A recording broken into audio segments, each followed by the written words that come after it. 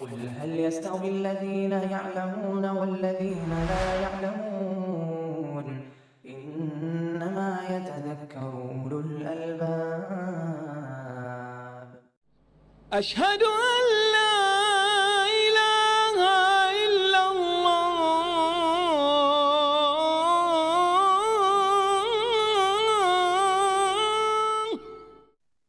الحمد لله رب العالمين، وصلى الله وسلم وبارك على عبده ورسوله نبينا وإمامنا محمد وعلى آله وأصحابه ومن اقتفى أثره واتبع هديه إلى يوم الدين. أما بعد، فباب الشروط في البيع.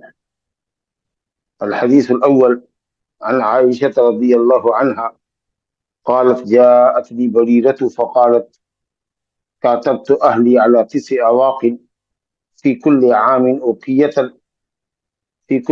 أوقية فعينيني. فقلت: إن أحب أهلك أن أعودها لهم وولاؤك لي فعلت، إلى آخر الحدیث۔ یہ بیع میں شروط کا بیان ہے۔ ہر ایسی شرط جو تقاضۂ عقد کے خلاف نہ ہو، یا جس شرط سے کوئی حرام شے حلال نہ ہوتی ہو یا کوئی حلال حرام نہ ہوتا ہو، ایسی شرط جو حرام کو حلال نہ کرے اور حلال کو حرام نہ کرے، اس طرح کی شرط لگانی بیع کے اندر جائز ہے۔ اصل یہ ہے کہ شروط جائز ہیں، مگر یہ کہ وہ حلال کو حرام کرے یا حرام کو حلال، قرآن و سنت کے خلاف ہو، ایسی کوئی بھی شرط قابل اعتبار نہیں۔ اگر شریعت کی خلاف ورزی نہیں ہو رہی ہے اور جز وقتی فائدہ اس میں بائع کا یا مشتری کا ہے، اگر کوئی ایسی شرط لگا رہا ہے تو انشاءاللہ وہ شرط درست ہے اور جائز ہے۔ اس سلسلے میں 2 حدیث لے کر آئے ہیں۔ پہلی حدیث حضرت عائشہ رضی اللہ عنہ سے اور دوسری حدیث حضرت جابر بن عبداللہ رضی اللہ عنہ سے۔ عائشہ رضی اللہ عنہ کی جو حدیث، جس کے شروع کے کچھ الفاظ میں نے ابھی آپ کے سامنے پڑھے، یہ حدیث حضرت بریرہ رضی اللہ عنہ کی آزادی اور ولاء عتق کے تعلق سے ہے۔ قصہ مختصر یہ ہے کہ بریرہ رضی اللہ عنہ جو مدینہ میں کسی انصار گھرانے کی لونڈی تھی اور ذہین فتین خاتون تھی، انہوں نے اپنے مالکان سے، جن کو یہاں اہل سے تعبیر کیا گیا ہے کیونکہ وہ یہ انہی کے درمیان رہتی تھی، کھاتی پیتی تھی، وہیں رات گزارتی تھی، تو گھر والوں سے مانوس تھی، گویا کہ گھر کا ایک فرد تھی، تو اسے اہل کہا گیا ہے۔ مراد ہے سادات، ان کے جو آقا لوگ تھے، مالکان جو تھے، انہوں نے ان کو آزاد نہیں کیا، تو حضرت بریرہ رضی اللہ عنہ نے اپنے آپ کو خریدا مالکان سے۔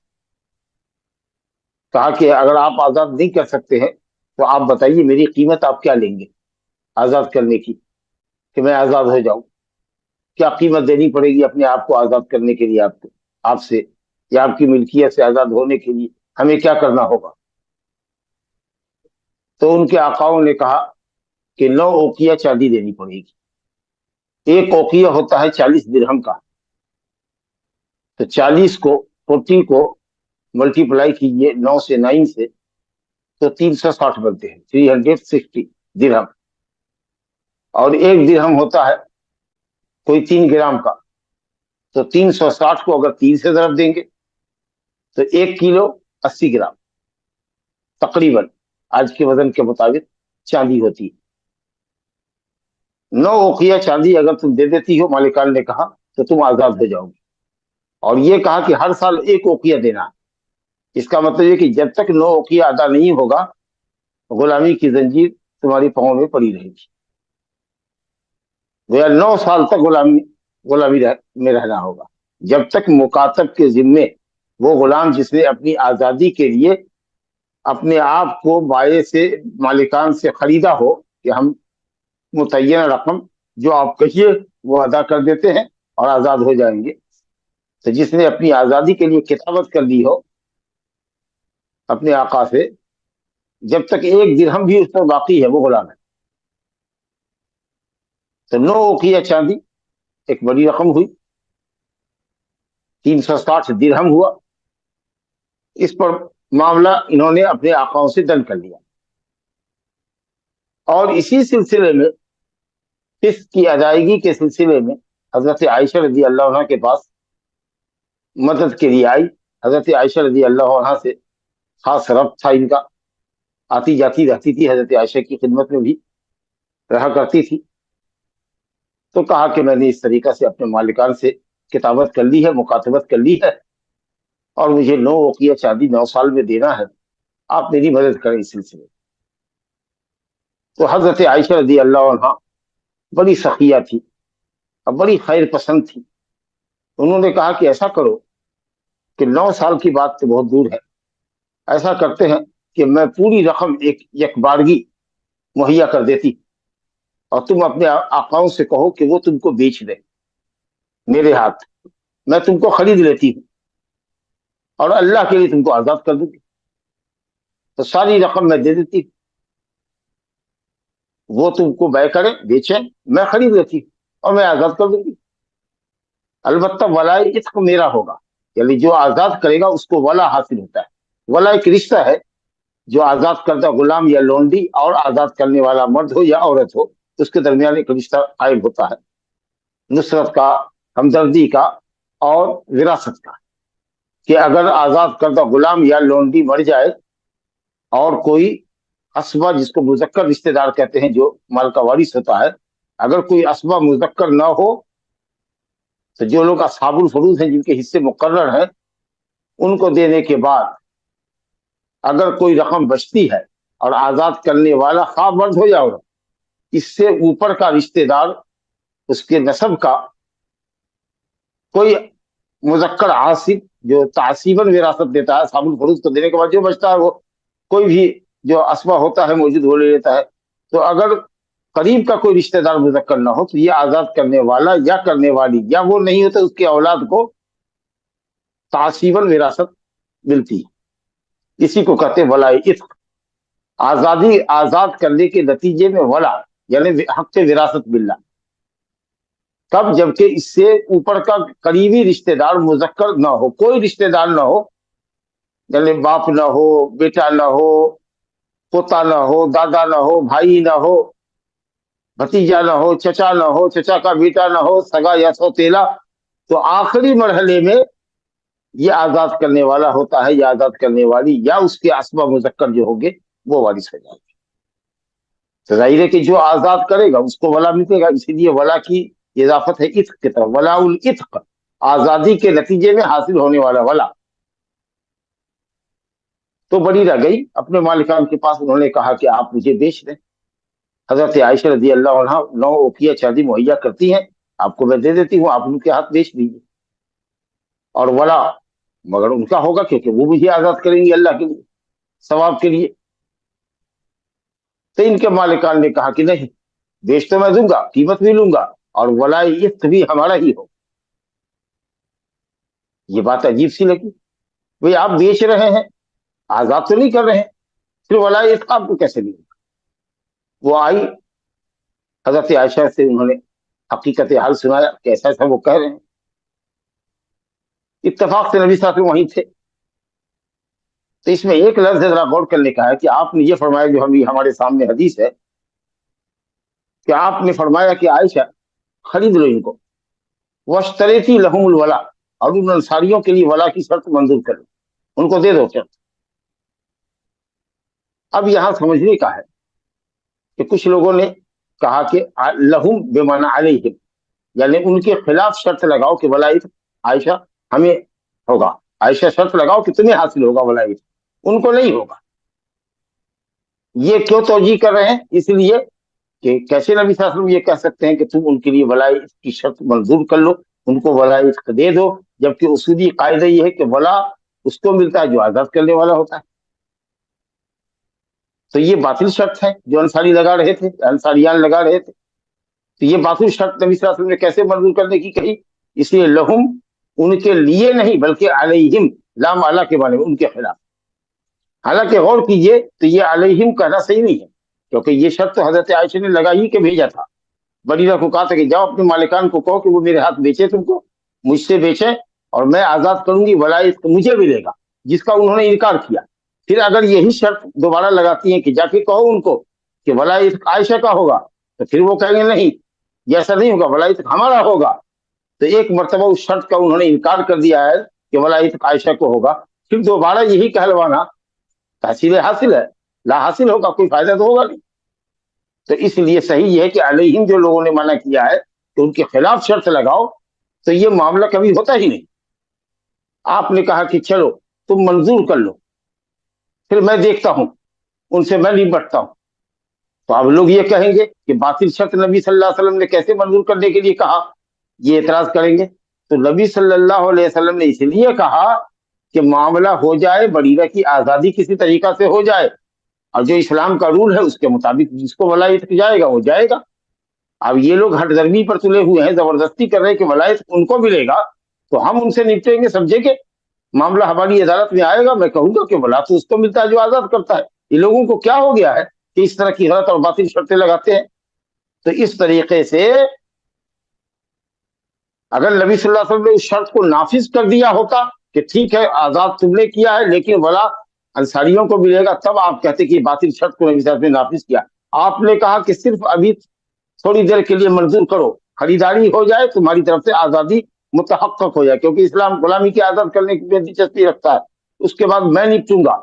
और सही समत में लोगों को ले जाने के लिए उनके शर्त पर मैं जब इनकार करूंगा लोगों के सामने बड़बड़ा, तो ये बात लोगों के दिलों में बैठेगी और जमाने तक याद रहेगी कि एक शख्स ने ये वला की शर्त लगाई थी, बै करने के बावजूद आजाद करने वाले को नहीं दिया था, तो नबी सल्लल्लाहु अलैहि वसल्लम ने सख्त डांट पिलाई थी और कहा था कि इन्नमल वला लिमन आतक, वला तो उसी को मिलता है जिसने आजाद किया है। और इस तरह की तमाम शर्तें, चाहे वो 100 क्यों ना कोई शर्त लगावे और सामने वाला मंजूर कर ले, लेकिन इस्लामी अदालत में जो कानून शरीयत के मुताबिक शर्त होगी वो शर्त चले जारी रहेगी, और जो खिलाफ शर्त शरा होगी शर्त वो मुल्गा करार दी जाएगी, कैंसिल की जाएगी।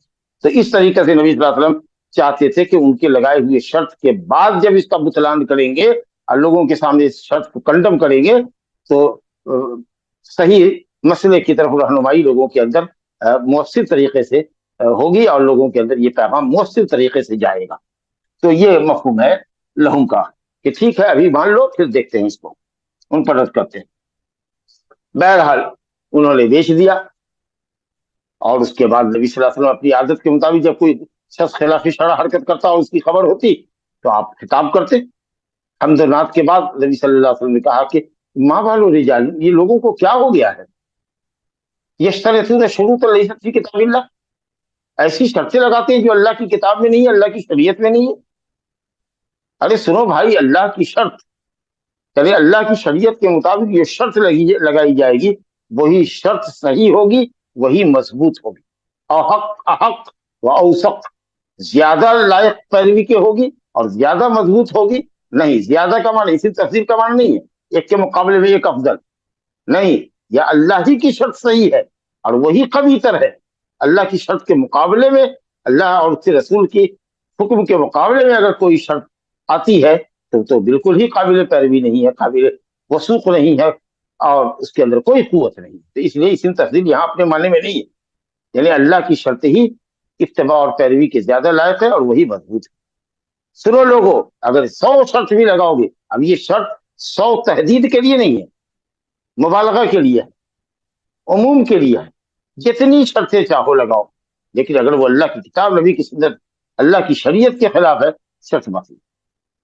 और आपने दो टोक फरमाया फ़इन्नमल वलाउ लिमन आतक, चुनांचे हजरत आयशा ने वही किया, 9 उकिया चांदी वजन करके दे दिया और उसके बाद उन्होंने बेच दिया और रह गया मसला वला का। तो शरीयत का जो रूल है वो रूल फॉलो होगा। तो नबी सल्लल्लाहु अलैहि वसल्लम आजाद होने हो गई बरीरा। नबी सल्लल्लाहु अलैहि वसल्लम लोगों के दरमियान खड़े हुए, अल्लाह की तारीफ की और सना की। फिर आपने फरमाया अम्मा बाद माँ बालू रिजाल यस्तरिदून शुरूतन लैसत फी किताबिल्लाह, जो अभी आपने सुना, कोई भी शर्त जो अल्लाह की किताब के खिलाफ है वो बातिल है। वही इनका नमिया था शर्त, चाहे 100 की क्यों, मुबालगे के लिए कहा। क़ज़ाउल्लाह हक़, अल्लाह का फैसला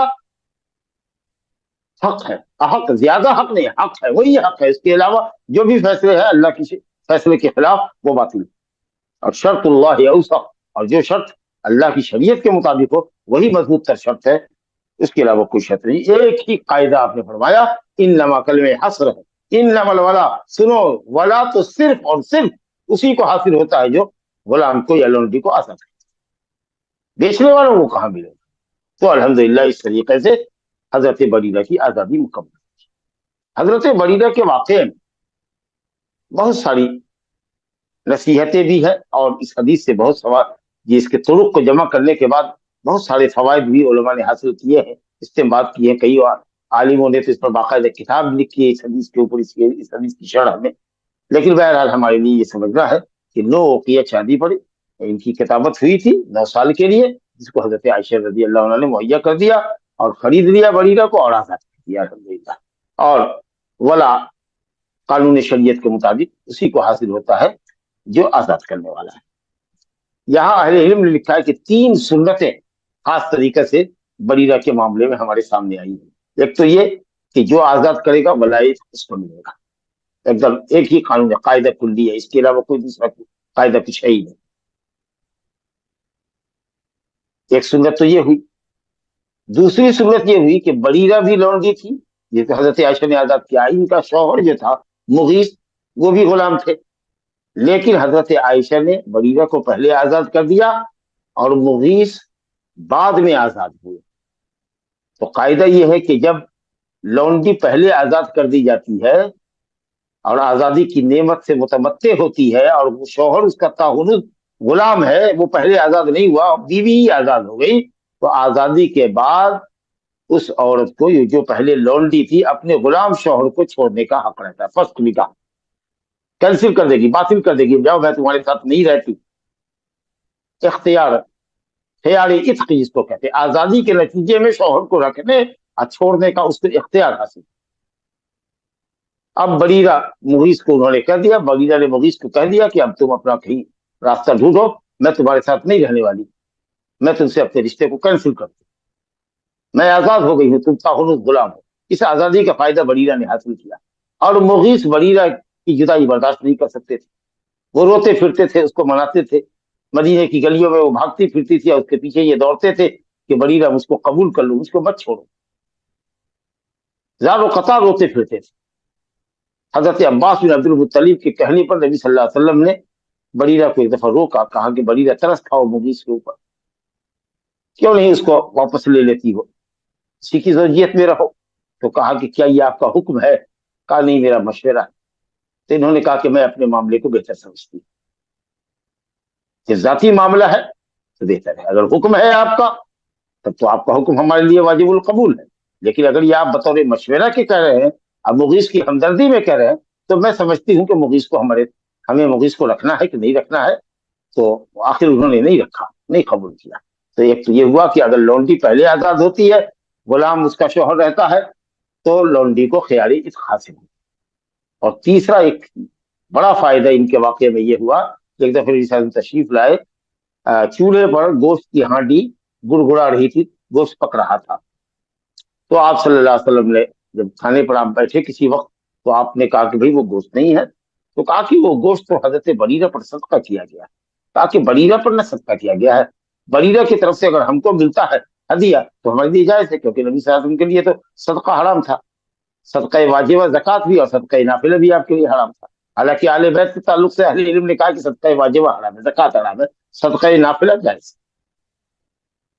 तो बहरहाल यहाँ मालूम हुआ कि अगर किसी मुतसद्दक़ अलैह को, मिस्कीन को, फकीर को अगर सदका दिया जाए और वो उस सदके की रकम या सदके की चीज को, गोश्त को या किसी भी चीज को या खजूर को, अगर वो मालदार को हदियतन तोहफतन भेजता है तो मालदार के लिए खरा जाए। आपने कहा कि बरीरा के लिए सदका है, हमारे लिए हदिया।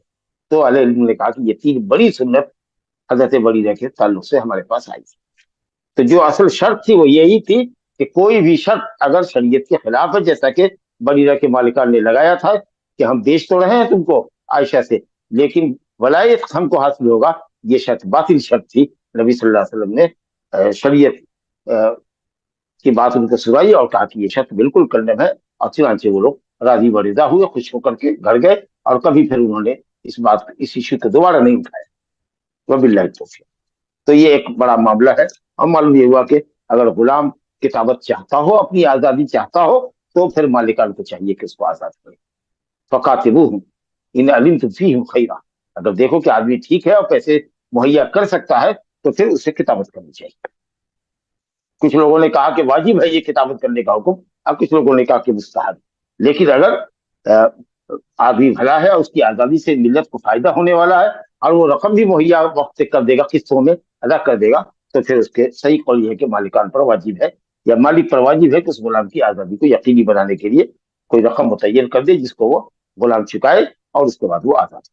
اور ایسے شخص کے لیے مدد کرنا، بلکہ زکوٰۃ کی رقم سے بھی اس کی مدد کرنا جائز ہے۔ فک الرقاب کے اندر، غلام کی آزادی کے اندر زکوٰۃ کا خرچ کرنا ایک اہم مصرف ہے۔ چلیے اب ایک جو شرط ہے وہ شرط دیکھ لیجیے، جابر کی روایت ہے، ایک حدیث اور بھی ہے ابو ہریرہ رضی اللہ عنہ سے، جس کے بیشتر کلمات ہم پڑھ چکے ہیں۔ دیکھتے ہیں جابر رضی اللہ عنہ کی کیا روایت ہے شرط کے تعلق سے۔ حضرت جابر بن عبداللہ رضی اللہ عنہ سے روایت ہے، انہ کان یسیر علی جمل فاعیا فاراد ان یسیبہ فلحقنی النبی صلی اللہ علیہ وسلم فدعا لی وضربہ فسار سیرا لم یسر مثلہ قط ثم قال بعنیہ بوقیہ قلت لا ثم قال بعنیہ فبعته بوقیہ واستثنیت حملانہ الى اہلی فلما بلغت اتیته بالجمل فنقذنی ثمنه ثم رجعت فأرسل في أثري فقال أتراني ما كستك لآخذ جملك خذ جملك ودراهمك فهو لك۔ حضرت جابر بن عبداللہ رضی اللہ عنہ کہتے ہیں کہ وہ ایک اونٹ کے اوپر، جمل پر، مذکر اونٹ کو کہتے ہیں جمل، مذکر اونٹ پر سوار سے چل رہے تھے۔ در حقیقت وہ آ رہے تھے، ایک غزوے سے لوٹ رہے، اور وہ غزوہ کچھ لوگوں نے کہا کہ غزوہ تبوک تھا جو سن 9 ہجری میں ہوا، لیکن صحیح یہ ہے کہ وہ غزوہ ذات الرقاع تھا جو نجد کے علاقے میں غطفان کے قبائل سے ہوا تھا۔ نبی صلی اللہ علیہ وسلم کو یہ خبر معلوم ہوئی کہ غطفان کے قبائل مدینہ پر چڑھائی کرنا چاہتے، تو آپ نکلے 400 صحابہ کے ساتھ یا 500 کے ساتھ، کسی نے کہا 700 کے ساتھ، خود نکلے۔ بہرحال وہاں جب پہنچے تو لڑائی تو نہیں ہوئی، مصالحت، اور اس میں اس کو غزوۃ الرقاع اس لیے کہتے کہ رقاع کہتے ہیں پٹی کو، ٹکڑے کو، کپڑا کا کوئی ٹکڑا جس سے زخم کو لپیٹا جاتا ہے، تو کانٹے اور پتھروں سے پاؤں ٹکرانے کی وجہ سے جو مجاہدین تھے ان کے پاؤں زخمی ہو گئے، تو اسی لیے انہوں نے خرقہ، کپڑے کا ٹکڑا، اپنے زخموں پر، اپنے ناخن پر لپیٹ لیا تھا تاکہ ان کو چلنے میں تکلیف نہ ہو، اس لیے اس کو غزوۃ الرقاع۔ سن 4 ہجری میں، احد کے 1 سال کے بعد، سن 4 ہجری میں جمادی الاولیٰ کے اندر یہ جنگ نجد کے علاقے میں قبائل غطفان سے ہوئی تھی، یہ جنگ ہوئی تھی، تو وہیں سے لوٹ رہے تھے۔ راستے میں حضرت جابر کہتے ہیں کہ ان کا اونٹ جس پر وہ سوار تھے بہت تھک چکا تھا، چلتا ہی نہیں تھا، اور بالکل مریل بن گیا تھا، ایک دم دبلا پتلا اونٹ تھا، تو پریشان تھے حضرت جابر۔ انہوں نے ارادہ کیا ان یسیبہ، کہ اپنے اونٹ کو وہیں چھوڑ دیں، صحرا میں جائے، کھائے پیے چڑھے، جب تک زندگی ہوگی جیے گا، مرنا ہوگا مر جائے گا، جس کو لے جانا ہوگا لے جائے گا۔ ایسے ہی چاہا انہوں نے کہ اپنے اونٹ کو ایسے ہی صحرا میں چھوڑ دیں، کیونکہ وہ یہ کوئی نفع کے لائق ہے نہیں، یہ چل ہی نہیں رہا ہے، اور جب جانور بالکل تھک کے چور ہو گیا ہو، دبلا پتلا ہو، تو مار کے بھی کیا کیجیے گا، اس کو جتنی بھی لاٹھی ماریے گا، جتنا ڈنڈا اس پر برسائیے گا، وہ چلے گا نہیں، تو مارنا ایک طرح سے ظلم ہوگا اس کے اوپر۔ تو حضرت جابر نے طے کیا کہ اس کو یہی چھوڑ دیتے، کیونکہ اس کے فائدہ، اس کو لے جانے میں فائدہ نہیں ہے، اور ہم پیدل ہی چلے جاتے ہیں، مدینہ پہنچ جائیں گے، یا کسی ساتھی کو کہیں گے کہ اپنے اوپر ہم کو اٹھا لے۔ یہی حیث بحث میں تھے، تردد کی کیفیت تھی کہ حضرت نبی صلی اللہ علیہ وسلم پیچھے سے آ رہے تھے، جابر سے ملاقات ہوئی۔ نبی صلی اللہ علیہ وسلم دیکھیے قائد اعظم ہے لشکر کی، اور اس کے باوجود بھی نبی صلی اللہ علیہ وسلم پیچھے ہوا کرتے تھے، تاکہ کوئی متخلف اگر ہے، پیچھے رہ جانے والا ہے، کوئی بیمار ہے، کسی وجہ سے کوئی پیچھے رہ گیا ہے، تو سب کو لے کے ساتھ چلے۔ رعیت اور لشکر کا تفقد جس کو کہتے ہیں، خبر گیری کرنے کے لیے آپ پیچھے رہتے ہیں، تاکہ جو چھٹے ہوئے لوگ ہیں ان کو آپ اپنے ہم رکاب، اپنے ہم ساتھ، اپنے ساتھ لے چلیں۔ بہرحال آپ جب تشریف لائے، جابر سے پوچھا کیا بات ہے؟ تو جابر نے کہا کہ یا رسول اللہ بہت تھکا ہوا ہے، یہ چلتا ہی نہیں۔ جو پریشانی کا اظہار دیکھا تو کہتے ہیں حضرت جابر کہ رسول اللہ صلی اللہ علیہ وسلم نے میرے لیے دعا کی، اور دعا بھی یہ بھی دعا رہی ہوگی کہ اللہ حضرت جابر کے اس میں برکت دے، اللہم بارک لہ فی جملہ وضربہ، اور آپ کے ہاتھ میں لاٹھی تھی، یہ حضرت جابر سے مانگا کہ ذرا ڈنڈا دو، جس کا سرا ایسے ٹیڑھا ہوا ہوتا ہے بیت کا، اس سے ایک دفعہ آپ نے ٹوک دیا، جانور کو لگا دیا، ایک ضرب لگائی، ہلکی ایک چھڑی لگائی۔ اب تو اللہ اکبر، نبی صلی اللہ علیہ وسلم کی دعا اور آپ کی ایک ضرب لگانے کا جو اثر ہوا ہے، جو نمایاں جو معجزہ نظر آیا ہے، وہ یہ کہ صاحب وہ اونٹ ابھی سے نہ تیز بھاگنے لگا کہ قافلے کے تمام اونٹوں سے آگے نکل جانا چاہتا تھا، اور حضرت جابر ہے کہ اس کی لگام کو اپنی طرف کھینچ رہے ہیں طاقت سے، تاکہ نبی صاحب کے ساتھ چل سکے اور آپ سے کوئی گفتگو جو ہو رہی تھی وہ گفتگو کا سلسلہ جاری رہے۔ اب نبی کریم صلی اللہ علیہ وسلم نے جانچنے کے لیے کہ یہی اونٹ جس کو یہ چھوڑ رہے تھے کہ راستے میں چھوڑ دیتے ہیں، زندہ رہے یا مر جائے، ہم کہاں اس آفت کو لے کر ڈھوتے پھریں، اب اس کو رکھنے میں کوئی فائدہ نہیں ہے، تو اب یہ اونٹ تو بہت تیز ہو گیا، تو کہا کہ بیچو گے؟ کہا نہیں۔ بیچو گے؟ نہیں۔ آپ کو ضرورت ہے تو ایسے ہی میں ہبہ کر دیتا ہوں، نہیں بیچوں گا۔ تو یہ کہا کہ دیکھیے، سوچنے کی بات ہے کہ ابھی تو یہ چھوڑ رہے تھے ایسے ہی، اور ابھی پیسہ بھی دے رہے ہیں، تو بیچنے کو تیار نہیں ہوگا، وہ تو اب ماشاءاللہ فراٹے بھرتے چلنے والا ہو گیا۔ جب نبی صلی اللہ علیہ وسلم نے اعادہ طلب کیا ایک مرتبہ اور کہا کہ بیچو، ایک اوقیہ دیں گے۔ اس زمانے میں ایک اوقیہ 40 درہم کم ہی قیمت تھی، آج کل تو اس کی بہت زیادہ قیمت ہے۔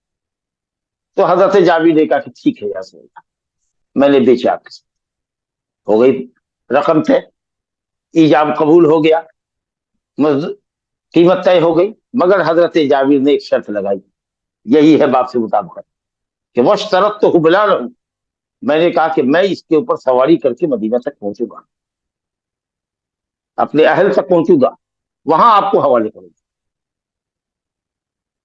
کہا ٹھیک ہے، مجھے یہ شرط منظور ہے، یہ نہیں کہ ہمیشہ میں چڑھوں گا، مدینہ تک پہنچنے کی کیونکہ مجبوری بھی ہے، سفر میں ہے۔ تو آپ نے کہا کہ میں بھی قیمت مدینہ ہی میں دوں گا، یہاں قیمت نہیں ہے ہمارے پاس، تو دونوں طرف سے معاملہ ہو گیا۔ اب یہی شرط ہے، اگر مان لیجئے کہ آپ کار سے چل رہے ہیں، کسی نے راستے میں روکا، کہا کار سے وہاں بیچنے والے ہیں، یا کیا کار بیچیے گا یا بیچو ہم سے کار، یعنی یہ پرپوزل ہے، یہ حکم نہیں ہے حضرت جابر سے کہ بیچو مجھ سے، یہ اگر حکم ہوتا تو حضرت جابر حکم کو بجا جاتے، یہ ایک طرح کا عرض تھا، پرپوزل ہے کہ بیچ لو ہم سے ایک اوقیہ میں، جس کو تم چھوڑ رہے تھے اب تو ایک اوقیہ میں دے رہا ہوں، 40 درہم دے رہا ہوں، بیچ تو کہا نہیں یار رہنے دیجیے میرے، ارے بیچو، کہا ایسے ہی ہے بل لے لیجیے، ہدیہ دے دیتا ہوں آپ کو، کہا نہیں بیچو، تمہارے پر خرچ ہے، پریشانی ہے۔ اور حضرت جابر کے والد کا انتقال ہو گیا تھا، 3 ہجری میں جنگ احد میں شہادت نصیب ہوئی تھی ان کو، اور 6 بہنیں تھی جو کمسن تھی۔ اسی سفر میں نبی صاحب نے پوچھا کہ شادی کیا ہے؟ کہا کہ ہاں، کہا باقرہ سے کہ سیبہ سے؟ کہا سیبہ سے، شادی شدہ سے؟ کہا کیوں؟ کہا میرے پاس چھوٹی چھوٹی 6 بہنیں، ان کی تربیت، دیکھ ریکھ، ان کی حفاظت اور ان کی نگرانی کے لیے تجربہ کار اور چاہیے تھی۔ بہرحال تو حضرت جابر کے والد کا 3 ہجری میں انتقال ہوا ہے، ظاہر ہے کہ بہنوں کی تربیت کی انہوں نے جلدی شادی کی ہوگی، اور یہ 4 میں واقعہ ہوا ہے جو آپ مجھ سے واپس ہو رہے تو پوچھ رہے ہیں۔ کچھ لوگوں نے کہا کہ خیبر کے بعد یہ غزوہ ذات الرقاع ہوا، اس لیے حافظ علامہ ابن القیم اور دوسرے علماء کہتے ہیں کہ نہیں، والد کا انتقال ہوا ہے، والد نے کہا بیٹا مجھ پر قرض ہے، ان قرضوں کی ادائیگی کر دینا اور اپنی بہنوں کا خیال کرنا، تو جابر نے بہنوں کی رعایت کے لیے فوراً شادی کی۔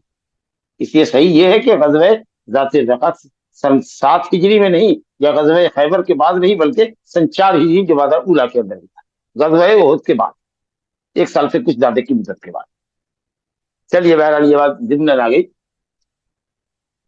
تو حضرت جابر نے یہ شرط لگائی اور شرط منظور کی۔ جیسے آپ سے کوئی اگر راستے میں روک کے کہتا ہے کہ بھائی آپ اپنی گاڑی بیچیں گے، بات طے ہو گئی کہ 5 لاکھ روپے میں، ٹھیک ہے، مگر آپ نے کہا کہ میں تو ابھی اپنی منزل سے 20 کلومیٹر دور ہوں، آپ گاڑی میں بیٹھیے یا آپ اپنی بائک سے آئیے، میں گھر پہنچ کر کے آپ کو ہینڈ اوور کروں گا گاڑی، تو ٹھیک ہے، یہ اس میں بائع کا فائدہ ہے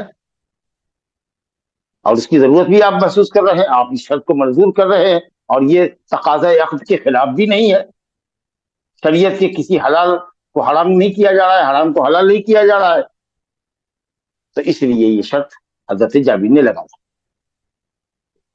یا اگر جابر وہی حوالے کر دیتے تو نبی صلی اللہ علیہ وسلم نے یہ شرط لگا کہ میں قیمت وہاں دوں گا، تو یہ شرط بھی اگر منظور کیا بائی نے تو ٹھیک ہے۔ یہی ہے اصل موضوع باپ سے اس کا تعلق۔ بہرحال حضرت جابر کہتے جب میں مدینہ آیا تو میں نے اونٹ کو مسجد نبوی کے دروازے پر باہر باندھ دیا اور کہا یا رسول اللہ یہ اونٹ آپ کا، میں نے باندھ دیا۔ آپ نے کہا، حدیث میں یہاں پر اختصار ہے، کہا کہ جا کر نماز پڑھو، سفر سے آئے ہو، شکرانے کی نماز تحیۃ المسجد کہتے پڑھو۔ اور اس بیچ میں آپ نے بلال کو بلایا اور کہا کہ 1 اوقیہ چاندی وزن کر کے ان کو دے دو، اور کہا کہ تھوڑا زیادہ بھی دے دو، تو وہ قیمت بھی وزن ہو کر کے آ گئی، اور ادھر جابر نماز سے فارغ ہوئے، قیمت لی اور اس کو لے کر گھر چلے گئے۔ پھر نبی صلی اللہ علیہ وسلم نے فوراً ہی ایک آدمی کو پیچھے لگایا جابر کے، کہا جابر کو بلا کے لیا۔ حضرت جابر لوٹ آئے، آپ نے کہا اترانی، کیا تمہارا گمان یہ ہے، یہ سمجھتے ہو کہ میں نے جو تم سے بھاؤ بٹا کیا تھا راستے میں،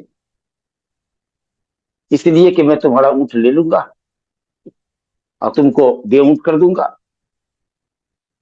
تو گمان تو ٹھیک ہی تھا حضرت جابر کا کہ آپ نے خریدا ہے، آپ کا اونٹ ہے۔ تو آپ نے فرمایا کہ نہیں، میں نے اونٹ تو خریدا، لیکن جاؤ خود جمل کا وہ دراہم کا، اپنا اونٹ لے لو۔ اپنا اونٹ کیوں کہا؟ بے اعتبار مکان، پہلے تھا نا آپ کا اونٹ، اس لیے کہا کہ اپنا اونٹ، کیونکہ اب تو وہ نبی صلی اللہ علیہ وسلم کا اونٹ، وہ دراہم کا، اور جو اونٹ کی قیمت ہم نے دی ہے وہ تو تمہاری قیمت ہو ہی گئی، تو اونٹ بھی لے لو اور دراہم بھی لے لو۔ گویا کہ نبی صلی اللہ علیہ وسلم نے قیمت تو دے ہی دی، اور ہدیے میں آپ صلی اللہ علیہ وسلم نے، یا ہبہ کہہ دیجیے یا ہدیہ کہہ لیجیے، آپ نے اونٹ بھی دے دیا ہے صلی اللہ علیہ وسلم۔ کتنے آپ کریم تھے، کتنے آپ رحیم تھے، اور کتنے آپ لوگوں کے ہمخوار تھے۔ کہا کہ حضرت جابر پریشان حال ہے، ابھی شادی کی ہے، بہنیں ہیں، والد کا ابھی قرض انہوں نے چکایا ہے، الحمدللہ۔ تو یہ نبی صلی اللہ علیہ وسلم نے کیا۔ تو اس میں آپ نے دیکھا کہ شرط حضرت جابر نے مدینہ تک چڑھنے کی لگائی۔ اب حضرات اس میں فقہاء نے اختلاف کیا۔ اب یہ ائمہ ثلاثہ تقریباً امام ابو حنیفہ، مالک، شافعی کہتے ہیں کہ یہ شرط بے میں نہیں لگا سکتے آپ۔ بھائی حضرت جابر نے لگایا، کہا کہ آپ نے دیکھا نہیں، نبی صلی اللہ علیہ وسلم نے کہا کہ کیا تم یہ سمجھتے ہو، یہ گمان کرتے ہو کہ میں نے بھاؤ بٹا کیا تھا اونٹ لینے کے لیے؟ ارے تمہاری مدد کے لیے لیا تھا، خود جمل کا ودراہم کا، اونٹ بھی لے جاؤ اور درہم بھی اپنا لے جاؤ۔ تو نبی صلی اللہ علیہ وسلم نے بے تو بظاہر کی، لیکن ارادہ بے کرنے کا نہیں تھا۔ بہرحال کیا ارادہ تھا، یہ نبی صلی اللہ علیہ وسلم کا ارادہ تھا، حضرت جابر کو تو نہیں معلوم تھا۔ چلیے ہم مان لیتے ہیں، حالانکہ لفظ بے نہیں ہے، بے نہیں ہے، اس کو بیچو مجھ سے۔ کہا یا رسول اللہ نہیں بیچتا، ایسے ہی لے لیجیے۔ کہا نہیں بیچو، ایک اوقیت، دام طے ہو گئی، اب اس کو کیا کیجیے گا؟ بے و شرا تو ہوئی، حضرت جابر نے اونٹ بھی حوالے کر دیا، قیمت بھی لے لی، دونوں طرف سے قبضہ ہو گیا۔ اب اس کے بعد جو نبی صلی اللہ علیہ وسلم واپس کر رہے ہیں، ظاہر ہے کہ یہ ہبہ کی شکل۔ آپ کہتے ہیں کہ نہیں، بے مطلوب نہیں تھا، مدد کرنا مطلوب تھا۔ تو اگر یہ بھی بات اگر ہم مان کے چلیں تو یہ نبی صلی اللہ علیہ وسلم کی نیت تھی کہ ہم جابر کی اس طرح مدد کرنا چاہتے ہیں، لیکن بظاہر تو وہ بے ہی ہے، بے اور شراء ہے، اور حضرت جابر نہیں سمجھ رہے تھے کہ نبی صلی اللہ علیہ وسلم ہمارا اونٹ بھی ہم کو ہدیۃ واپس کر دیں گے۔ لیکن اتنی بات تو ضرور ہے کہ حضرت جابر نے جس وقت آپ نے بے ہے کہا اور حضرت جابر نے ایک اوقیہ پر بیچا، تو کہتے وشترط تو ملا نہ، لیکن اس اونٹ پر چڑھ کر مدینہ تک پہنچنے کی میں نے شرط لگائی، اور آپ نے اس شرط کو منظور کیا۔ تو جس چیز سے آپ بھاگ رہے ہیں آلریڈی وہ ثابت ہے، تو چاہے آپ اس کو بے مانیے حقیقی کے نہ مانیے، لیکن بے تو ہوئی ہے اور شرط بھی لگی ہے، اور نبی صلی اللہ علیہ وسلم نے شرط کو منظور کیا ہے۔ اس سے صحیح یہ ہے امام محمد رحمۃ اللہ علیہ کا قول کہ اگر بائع اور مشتری کوئی بھی ایسی شرط لگاتا ہے جو مقتضی عقد کے خلاف نہیں ہے تو شرط جائز ہے۔ جیسے مشتری اگر کوئی چیز آپ کی دکان سے خریدتا ہے اور یہ کہے کہ بھائی میں نے اس سامان کو خریدا اس شرط کے اوپر کہ تم اپنے آدمی کے ذریعے یا ٹھیلے پر یا گاڑی سے جیسے بھی ہو اس سامان کو میرے گھر پہنچاؤ، اور اگر بائع نے دکاندار نے منظور کر لیا ہے تو اس پہ یہ کرنا ہوگا۔ الحمدللہ۔ چلیے صاحب، تو یہ دو حدیث آپ کے سامنے آ گئی۔ حضرت بریرہ میں شرط جو مالکان نے لگایا تھا وہ باطل شرط لگائی تھی، اس لیے نبی صاحب نے کنڈم کیا اس کو، اور یہاں حضرت جابر نے جو شرط لگائی تھی وہ منفعت کی تھی، ان کے فائدے کی تھی اور مصلحت بھی تھی ان کی، اس لیے اگر اس طرح کی شرط بائع لگائے یا مشتری لگائے جس میں کسی ایک فریق کی منفعت ہو وقتی طور پر، تو اس شرط کو اگر منظور کیا جاتا ہے تو شرط جائز۔ اور ایک تیسری حدیث جو اس باب میں شرط کے باب میں لائے ہے وہ ابو ہریرہ رضی اللہ عنہ سے روایت ہے، جو ہم پہلے بھی پڑھ کے آ چکے ہیں کہ نہا رسول اللہ صلی اللہ علیہ وسلم ان یبیع حاضر لباد ولا تناجش ولا یبیع رجل على بیع اخیہ ولا يخطب على خطبة اخیہ ولا تسأل المرأة طلاق اختها لتكفئ یا لتکفأ ما في صحیفتها یا صحفتها۔ ابو ہریرہ رضی اللہ عنہ فرماتے ہیں کہ رسول اللہ صلی اللہ علیہ وسلم نے منع فرمایا کہ کوئی شہری دیہاتی کے لیے بیع کرے، یہ گفتگو الحمدللہ تفصیل سے آ چکی ہے۔ ولا تناجشوا، اور دیکھو نجش نہ کرو، یعنی خریدنے کا ارادہ نہیں ہے اور دلالوں کی طرف سے شے کی قیمت بڑھائی جا رہی ہے، 10 روپے کا سامان بولی لگا کر کے دلالوں نے 100 روپے تک پہنچا دیا، خریدنے کا ارادہ نہیں تھا، اصل خریدار کو پھنسانا تھا، تو یہ نجش ہے جس کو عبداللہ بن ابی اوفا کہتے تھے کہ یہ سود خوری ہے، مکاری ہے۔ اور فرمایا ولا یبیع الرجل علی بیع اخیہ، بھائی کی بیع پر بیع مت کرو، ایک بھائی نے بیع کر دی، بیع و شراء ہو گیا اس کے اور ایک خریدار کے درمیان، اب تم آئے کہنے کے لیے کہ آپ نے وہ سامان جو فلاں شخص کو دیا ہے 10 روپے میں 12 روپے دیتا ہوں، اب اس سے بیع کو واپس لیجیے، ہم کو دیجیے۔ سوچیے کس طریقے سے نفرت پیدا ہوگی دلوں کے اندر۔ یا اسی طریقے سے مشتری کو کہا جا کر کے خریدار کو کہ 10 روپے میں لیا ہے، آپ سامان واپس کیجیے، میں 8 روپے میں دیتا ہوں۔ تو بیع پر بیع کرنا یا شراء پر شراء کرنا، یا ایک آدمی بھاؤ بٹا کر رہا ہے دوسرا آدمی انٹرفیئر کر گیا بھاؤ بڑھا رہا ہے، بالکل غلط ہے، اس کو لینے دیجیے یا ہٹے دیجیے۔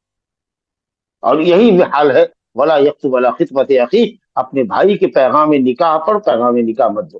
خطبہ کہتے ہیں پیغام نکاح، اور خطبہ کہتے ہیں جو حمد و ثنا اور واضح نصیحت پر مشتمل ہو کلمات، اس کو خطبہ کہتے ہیں۔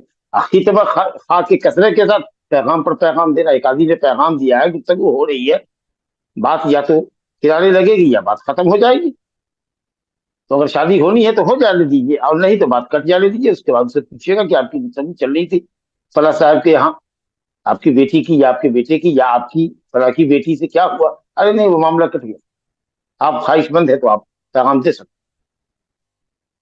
لا الہ الا اللہ۔ یا بالکل ابتدائی مرحلے میں ہے، پوچھا کہ شادی کریں، ہاں تو پیغام آ رہے ہیں لیکن ابھی کسی سے کوئی بات نہیں ہوئی ہے، کیا آپ کے پاس بھی کوئی رشتہ ہے تو دے دیجیے، دیکھیں گے، ابھی کسی سے کوئی بات نہیں ہوئی، تو ایسا بھی جائز ہے کہ کئی آدمی ایک ساتھ رشتہ دے تاکہ اس کو فیصلہ کرنے میں آسانی ہو۔ جیسے فاطمہ بنت قیس رضی اللہ عنہ نبی صلی اللہ علیہ وسلم کے پاس گئی کہ یا رسول اللہ میرے پاس ابو سفیان کا پیغام آیا ہے، میرے پاس ابو جہم کا پیغام آیا ہے، آپ نے کہا دونوں میں سے کسی سے بتاؤ۔ معاویہ کنجوس آدمی ہے، بخیل آدمی ہے، اور یہ جو ابو جہم ہے وہ ہمیشہ لاٹھی اپنے کندھے پر رکھتا ہے، یا تو کرایہ ہے کہ بہت مارتا ہے عورتوں کو، یا یہ ہے کہ ہمیشہ کثیر الاسفار رہتا ہے، ہمیشہ سفر میں رہتا ہے، لاٹھی ڈنڈے کے اندر پرانے لوگ دیہاتی آج بھی، اور پرانے زمانے میں تو اپنی گٹھڑی اس میں باندھ لیتے تھے لاٹھی ڈنڈے پر اور کندھے پر رکھ کے جا رہے ہوتے، تو گویا کثیر الاسفار ہے، یا ضراب للنساء، عورتوں کی پٹائی کرنے والا ہے، تو مت کرو کوئی بھی معنی ہو، کیونکہ اگر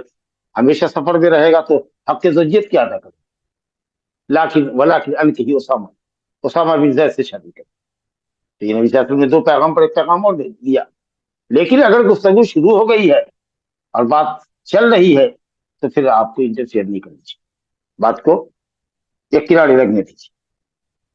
تو یہ ہے پیغام پر پیغام نہ دو. یہ تمام چیزیں محبت الفت کے خلاف، مروت اور اخلاق کے خلاف. یہ چوتھی چیز جو نئی آئی ہے ہمارے پاس اس حدیث میں، وَلَا تَسْأَلِ الْمَرْأَةُ طَلَاقَ أُخْتِهَا، کوئی بھی عورت اپنی بہن کے طلاق کا مطالبہ نہ کرے. بہن سے مراد دینی بہن.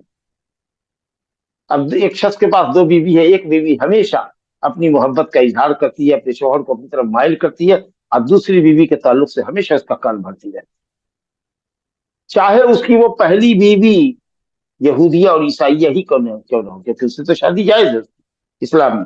اب جو دوسری بیوی کیا ہے اس نے، جو مسلمہ ہے، اور چلیے خیر سے وہ کنواری بھی ہے، تو اب یہ اس کو اپنے پیار میں الجھا کر کے وہ چاہتی ہے کہ اس کی بہن کو، یعنی جو دینی بہن ہے پہلی بیوی، اس کو طلاق کر دے.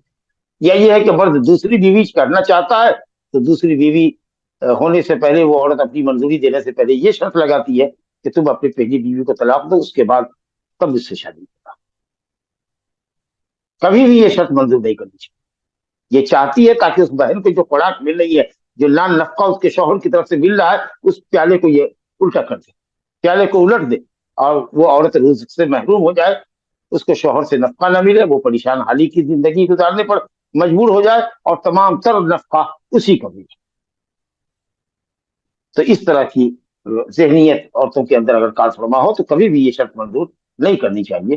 دوسری عورت دیکھیے، انشاءاللہ تعالیٰ ایسی بہت سی عورتیں مل جائیں گی جو کسی بھی مرد کی دوسری یا تیسری بیوی ہونا بھی پسند کرتی ہیں، بشرطے کہ آدمی اللہ سے ڈرتے ہوئے اپنی بیویوں کے درمیان انصاف کرتا. تو بہرحال اس طرح کی شرط لگانا، طلاق دے دو تب شادی کریں گے، یہ شرط باطل ہے، اور کبھی بھی اس ناجائز اور باطل شرط کو مرد قبول نہ کرے.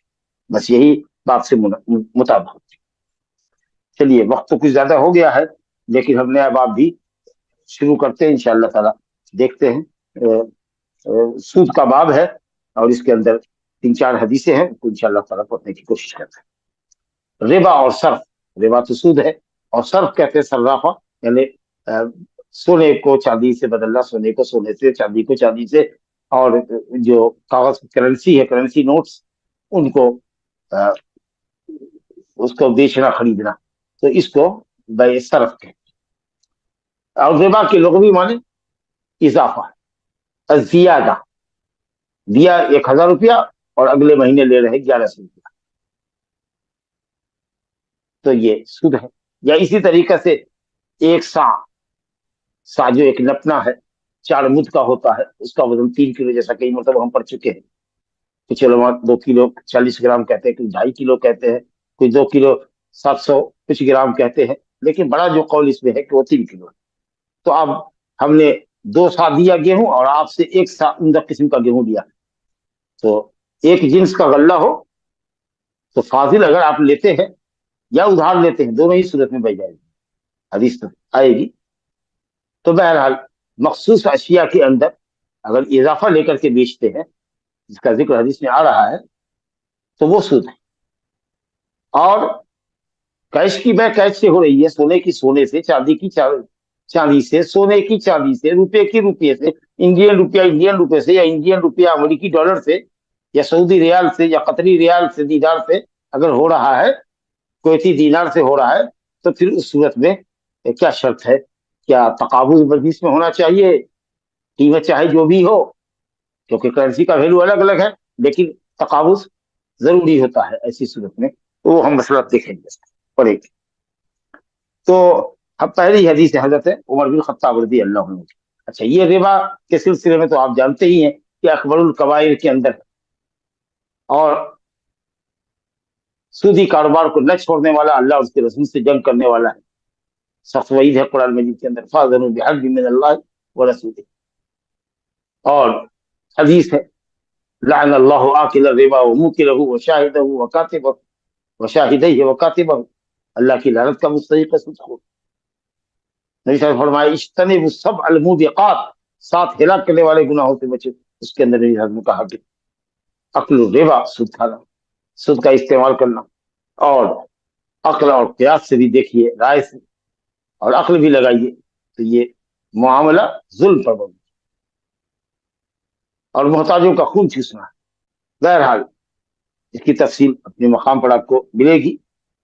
सूद के नुकसानात के ऊपर बहुत सारे लेक्चर हैं, बहुत सारी किताबें हैं, तफसील में जाने का ये मौका नहीं है। अब ये देखना यह है कि किन किन चीजों में सूद है। तो रसूलुल्लाह सल्लल्लाहु अलैहि वसल्लम ने फरमाया, हजरत उमर बिन खत्ताब रज़ी अल्लाह अन्हु की हदीस है कि सोना अज़्ज़हबु बिल वरिक़ि रिबन इल्ला हावहा, सोना अगर चांदी से बेचा जाए, चाहे जेवर की शक्ल में हो या ऐसे ही हो, जेवर की शक्ल में ढला हुआ ना हो, सिक्का हो या चांदी का टुकड़ा हो, सोने का टुकड़ा हो, तो सोना चांदी के एवज अगर बेचा जाता है तो रिबा होगा इल्ला हा वहा, एक हाथ से लो एक हाथ से दो।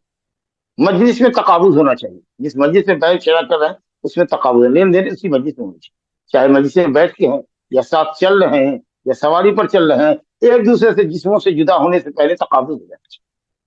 गोया कि यहाँ शर्त लगी सिर्फ तकाबुज की, क्योंकि सोना एक तरफ है एक तरफ चांदी, जाहिर है कि दोनों दो धात है, दोनों की कीमत में आसमान जमीन का फर्क है।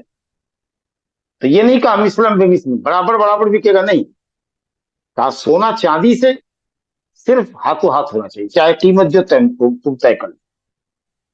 अल्लाह अकबर। वल बुर्रु बिल बुर्रि रिबन इल्ला वहा वहा, और गेहूं गेहूं से सूद होगा मगर हाथों हाथ। मगर यहाँ आगे समझेंगे हम कि गेहूं गेहूं से बराबर बराबर भी होगा और साथ साथ हाथों हाथ होगा, यानी फाजिल भी नहीं ले सकते, रिबल फजल उसको कहते हैं, फाजिल लेना। रिबल नसी है उधार, मजलिस में तकाबुज न हो। तो अगर एक जिन्स अपने ही जिन्स से बिक रहा है, गेहूं गेहूं से बिक रहा है, जौ जौ से बिक रहा है, खजूर खजूर से बिक रही है, तो बराबर बराबर होना चाहिए, मिसलम बेमिसलम, एकदम बराबर बराबर। और यदन भी यदि नकद होना चाहिए, कैश होना चाहिए, यानी मजलिस में तकाबुज होना चाहिए, आपको हम दें आप हमको दीजिए उसी मजलिस में उठने से पहले। लेकिन सोना एक तरफ है एक तरफ चांदी, तो बराबर की कैद नहीं है, यहाँ आप सिर्फ मजलिस में तकाबुज होना चाहिए। रेबल नसी यानी उधार जायज नहीं, रेबल फजल जायज है, फाजिल आप ले सकते। अशईर बिशईर, जौ जौ से रेबा है मगर इल्ला हा वहा, हाथों हाथ हो, हाथों हाथ भी हो, बराबर बराबर भी। अब इसको समझने के लिए एक हदीस और देखिए, 6 चीजों का जिक्र आ रहा है, वो हम पढ़ेंगे उसके बाद तक बात आएगी। एक हदीस अबू सईद खुदरी की, रसूल ने फरमाया ला तबीउ ज़हब बिज़हब, देखिए इल्ला मिसलम बिमिसलिन वला तुशिक्कु बादहा अला बाद। कहते हैं नबी सल्लल्लाहु अलैहि वसल्लम ने फरमाया, अबू सईद खुदरी की रवायत है कि रसूलुल्लाह ने फरमाया सोने को सोने से ना बेचो मगर बराबर बराबर, मिसलम बेमिसलिन।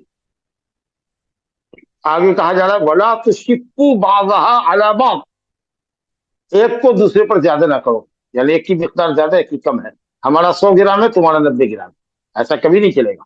सोना सोना है, बराबर बराबर होगा।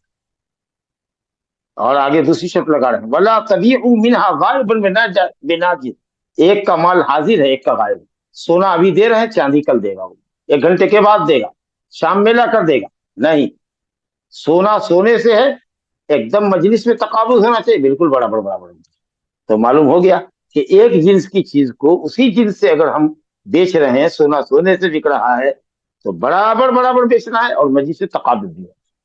बराबर बराबर का मतलब क्या हुआ कि रेबल फजल जायज नहीं है, फाजिल लेना जायज नहीं है, और मजलिस में तकाबुज का मतलब यह है कि नसीया उधार नहीं होना चाहिए। दोनों किस्में यहां मौजूद। चांदी चांदी से बिकेगा, बिल्कुल बराबर बराबर हाथों हाथ।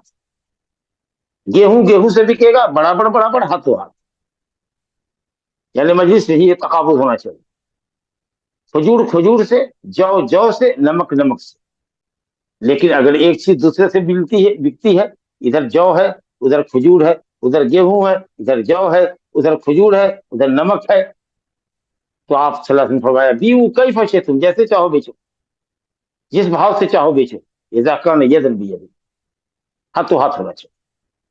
सोना है इधर चांदी है, जैसे चाहो बेचो, भाव जो चाहो तय करो, लेकिन हाथों हाथ होना चाहिए। गोया रेबल नसीया कभी जायज नहीं है, रेबल फजल कब जायज है, जबकि वो शय मुखालिफ जिन्स से बेची जा रही है, दूसरे जिन्स से बेची जा रही है। चावल गेहूं से बिक रहा है, गेहूं खजूर से बिक रहा है, तो ऐसी सूरत में आप फाजिल ले सकते हैं। सोना चांदी से बिक रहा है, फाजिल ले सकते हैं। इंडियन रुपया अमेरिकन डॉलर से बिक रहा है, जिस भाव से चाहिए तय कर दीजिए, 80 रुपया दीजिएगा तो $1 मिलेगा, कहेगा नहीं 100 रुपया लेंगे तब $1 देंगे, चलिए आप जिस भाव से आप दोनों मुत्तफिक हो जाए, लेकिन तकाबुज होनी चाहिए साथ साथ, आगे पीछे नहीं कि अभी दे दो 1 घंटे के बाद आके ले जाना, नहीं। तो ये दो शर्त हो गई सोने के ताल्लुक से, अब बता दिया। एक मिसाल बताया कि सोना सोने से नहीं बेचा जाए मगर बराबर बराबर, और दोनों ही मजलिस में हाजिर होने चाहिए। एक हाजिर हो और एक गायब हो, एक का माल मौजूद है एक का गायब, ऐसा नहीं चलेगा। आगे फरमाया चांदी को चांदी से न बेचो मगर बराबर बराबर, कोई किसी से ज्यादा और कम न ले, और उसमें भी एक की चांदी हाजिर है एक की गायब है, ऐसा नहीं चलेगा। आगे आपने फरमाया फिर मजीद वजाहत की दूसरे लफ्ज में, इल्ला वज़नन बेवज़न, बेवज़न, दोनों का वजन सेम होना चाहिए, बराबर होना चाहिए, मिस्लन बेमिस्ली, एकदम हूबहू होना चाहिए, सवाअन बेसवाई, एकदम बराबर बराबर होना चाहिए। कितनी ताकीद हुई।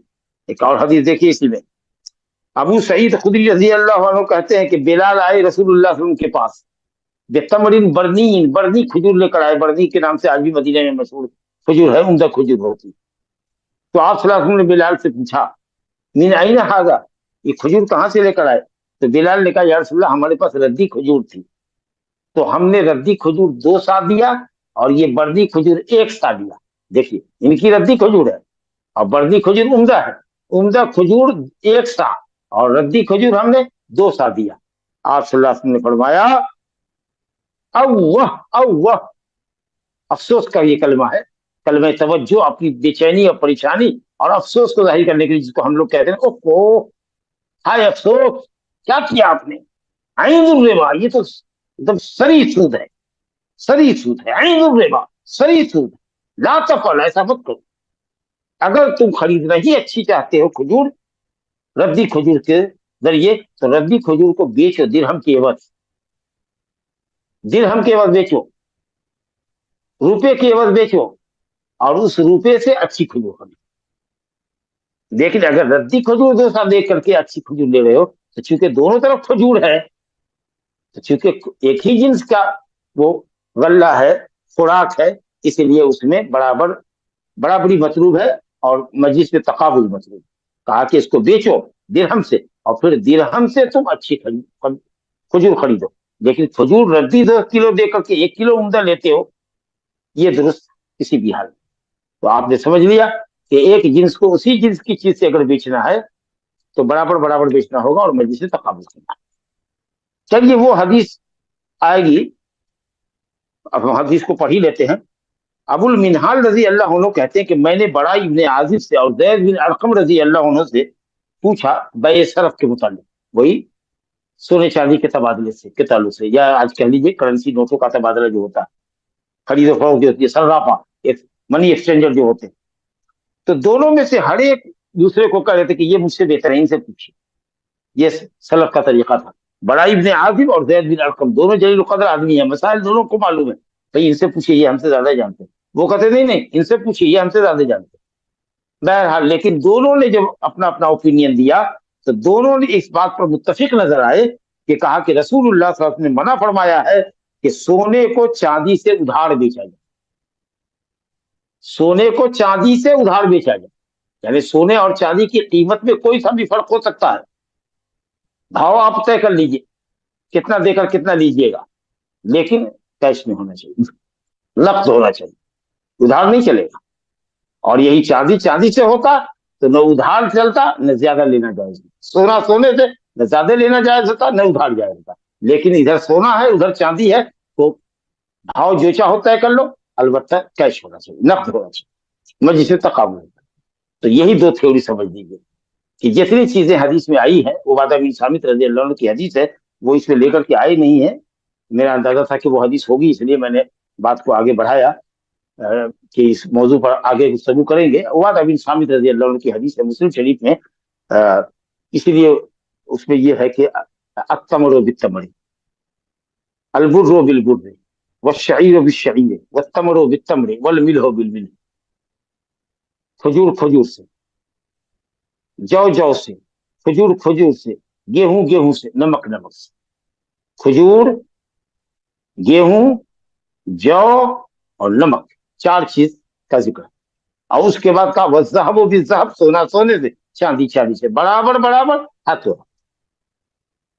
फैज़ा ख़लफ़तिल असनाफ़, जब सिन्फ बदल जाए, यानी इधर जौ हो उधर गेहूं हो, इधर गेहूं हो उधर खजूर हो, इधर सोना हो उधर चांदी हो, तो कहा फबीऊ कई फचे थे, जैसे चाहो बेचो, जिस भाव से चाहो बेचो, ऐसा कर नहीं जदर भी गिव एंड टेक एक साथ। एक मस्जिद में होना चाहिए।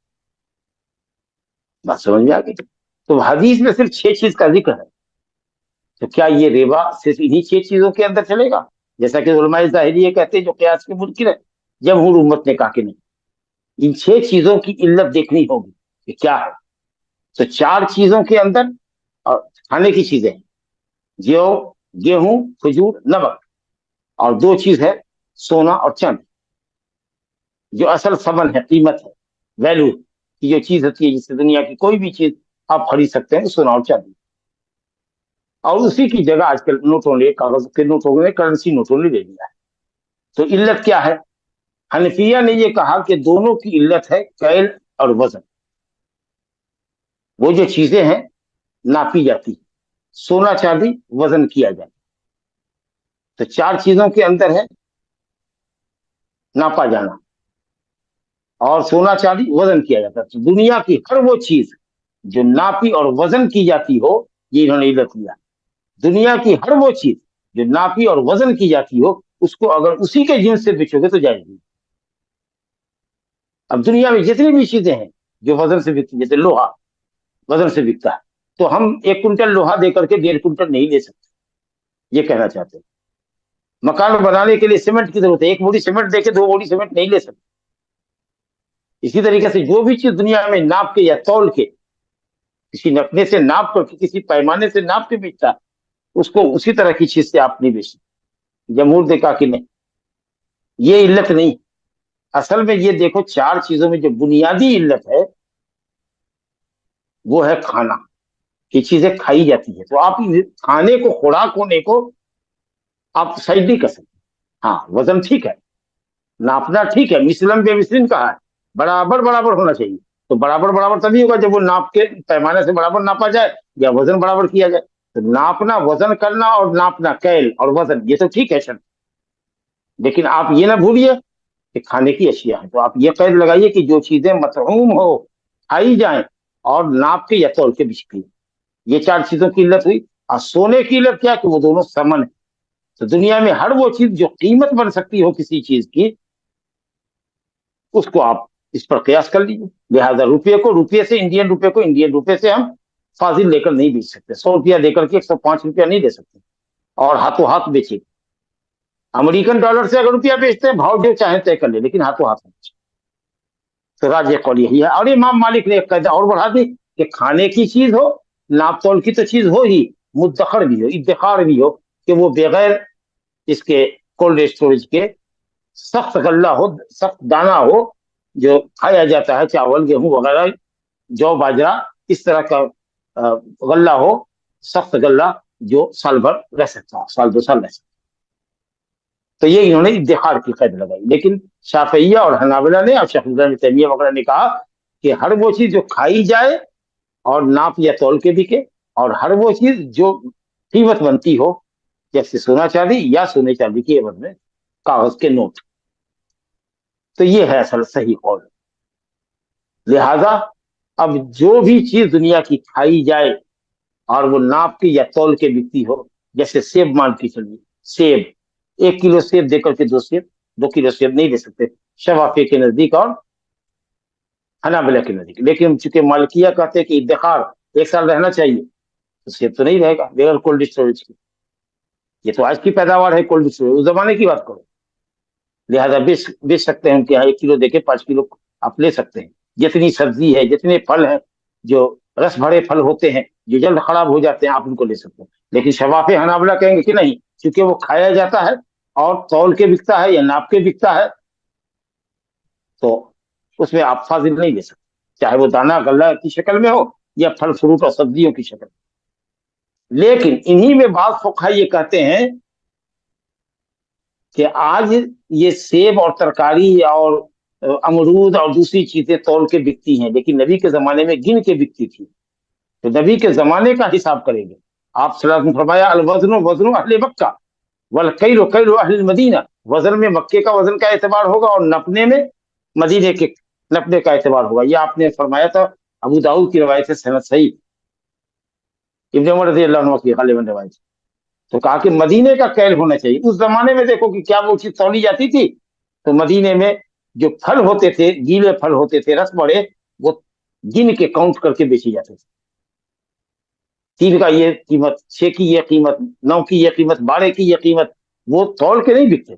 लिहाजा ये लोग कहते हैं, हनाबला में भी बाज़ उलमा, के तुफाह दे करके 1 किलो सेब दे करके 2 किलो सेब ले सकते हैं, 1 किलो अनार दे करके 2 किलो अनार ले सकते हैं। लेकिन जो लोग कहते हैं कि वजन और नापना, कैल, नाप और वजन, ये अगर इल्लत है तो जो भी चीज दुनिया में नापी और तोली जाती है उसमें मुफाजरत जायज नहीं। तो खैर, अब वो खाना गल्ले की शक्ल में हो जो खराब नहीं होता, या सब्जी हो, तरकारी और फल फ्रूट की शक्ल में हो, रस बड़े फल की शक्ल में, जो भी चीज खाई और वजन के साथ बेची जाती है, जमहूर के नजदीक उसमें मुफाजरत जायज नहीं है। अगर सेब को सेब से बेचते हैं या गल्ले को गल्ले से बेचते हैं, गेहूं के गेहूं से, तो बराबर सराबर और हाथों हाथ। लेकिन अगर गेहूं चावल से बिक रहा है, चावल भी खाया जाता है और तौल के या नाप के बिकता है, तो चावल चावल से बिकेगा। चाहे आपके पास राइस बासमती हो और हमारे पास घटिया किस्म का चावल हो, अगर चावल से चावल बिकेगा तो बराबर बराबर बिकेगा। नहीं तो जाइए आप घटिया चावल बेच करके आइए और 100 रुपए किलो चावल ले जाइए बासमती। तो इस तरीके से होगा, लेकिन चावल चावल से बिकेगा, जान रखिए।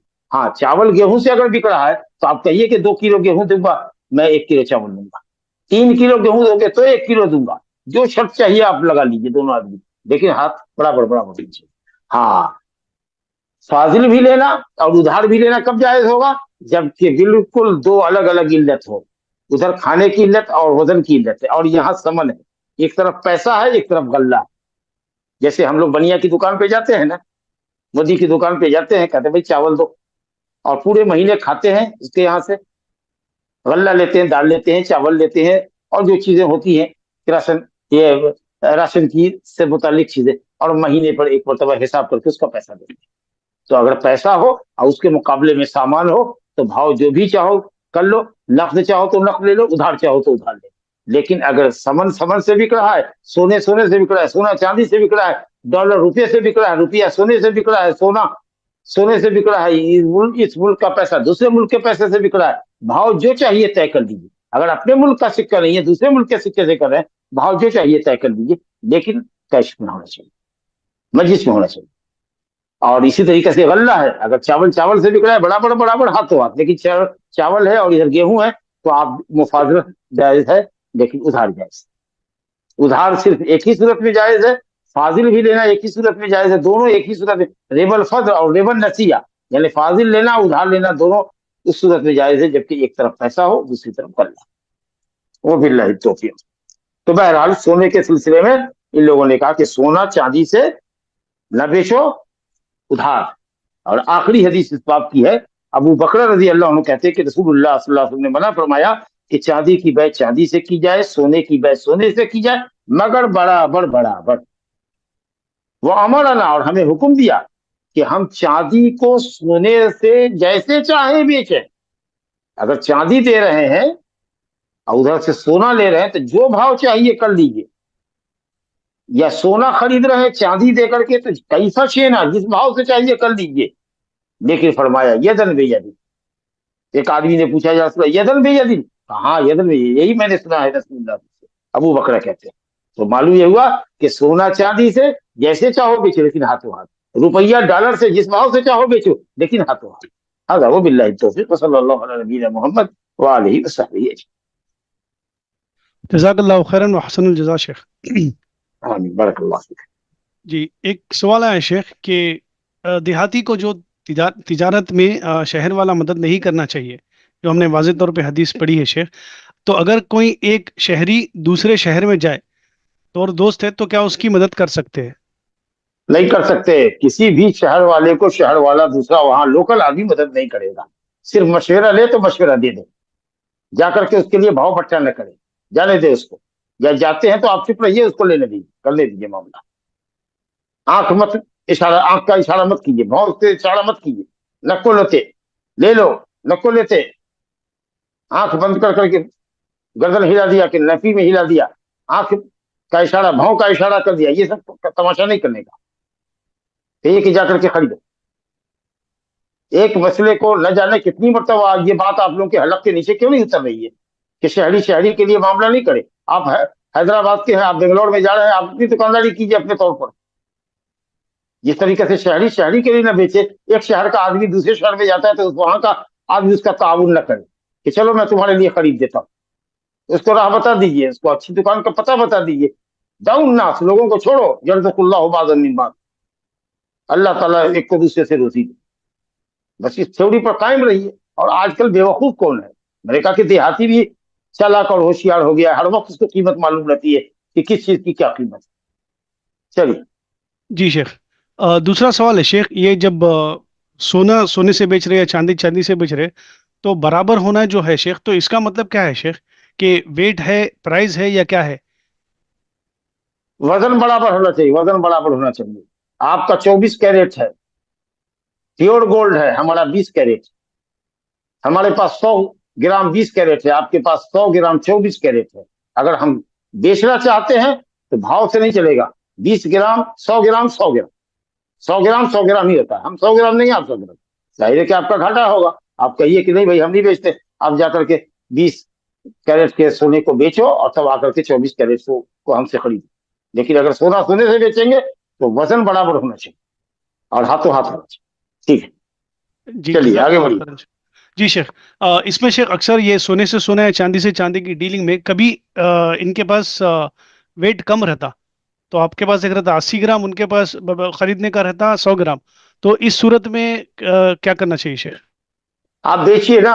अगर मान लीजिए कि आपका सोना है, अगर वो 100 ग्राम का वैल्यू नहीं लगाता है, 90 ग्राम का लगाता है, तो आप 90 ग्राम की कीमत दे दीजिए। फिर उसके बाद मार्केट में आप आजाद है अपनी जेब से पैसा लगा करके 100 ग्राम ले लीजिए। लेकिन ये कि साहब आप उसको दे रहे हैं, ये सोना लो भाई, उसने कहा कि इसकी कीमत लगती है 10 ग्राम, 11 ग्राम है तुम्हारा, 11.5 ग्राम है, 1.5 ग्राम हम इसमें से काट कम करेंगे तुम्हारा, हम इसको 9 ग्राम मान के चलते हैं, 9 ग्राम देंगे, हरगिज नहीं। और मेकिंग चार्ज अलग लेंगे, हरगिज नहीं।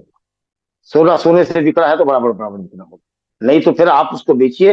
अगर 9 ही ग्राम में बेचना है आपको तो 9 ग्राम सोने की जो कीमत होती है वो कैश में आप लीजिए रुपए की शक्ल में, और फिर उस दुकानदार से या किसी भी दुकानदार से जाकर के अपना पैसा लगा करके 10 ग्राम मान। लेकिन ये कि साहब इस सोने को मैं 10 ग्राम को 9 ग्राम करार देता हूं और 9 ग्राम आपको दूंगा, 1 ग्राम की कीमत आपको एक्स्ट्रा देनी पड़ेगी, मेकिंग चार्ज अलग देना पड़ेगा, हम ऐसा धंधा नहीं करेंगे। 10 ग्राम देकर के 9 ग्राम का वैल्यू नहीं लेंगे। फिर तो हम इसको बेचेंगे, कैश लेंगे, करेंसी नोट लेंगे, फिर उससे सोना खरीदेंगे। चलिए। जज़ाकल्लाह खैरन व अहसनुल जज़ा। शेख आज के सवालात मुकम्मल हुए शेख। हाँ जी, आपको मुबारक। لا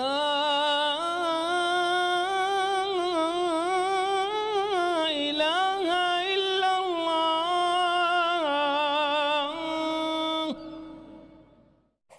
قل هل يستوي الذين يعلمون والذين لا يعلمون